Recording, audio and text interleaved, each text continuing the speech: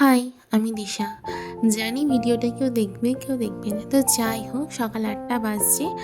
তো আমি উঠেছি ঘুম থেকে, কারণ এখন তো শীতকালে একটু লেট হয়। আর এদিকে দেখো, এই যে আগের দিন তোমাদের যার সাথে ইন্ট্রোডাকশন করিয়েছি, ইনি হচ্ছে সেই, এই যে ঘুমাচ্ছে।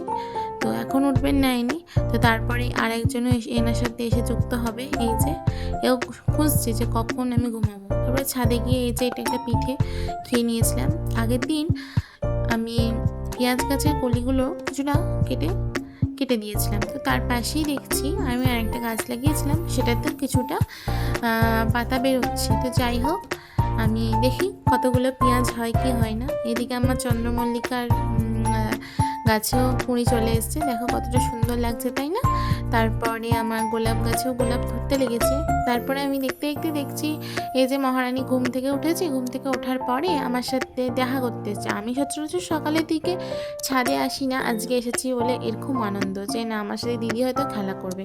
তো তারপরে এনার সাথে একটু কিছুক্ষণ গল্প করে যে চল নিচে যাই, তো এটা বলতেও ও দেখছি ওইদিকে মুখ করে ঘুরে কাকে দেখছিল। তো আজ ব্যাস, আজকে ভিডিওটা এতটুকুনি থাক। ভালো লাগলে একটা লাইক করবে, চ্যানেলটাকে অবশ্যই ফলো করে যাবে। বাই।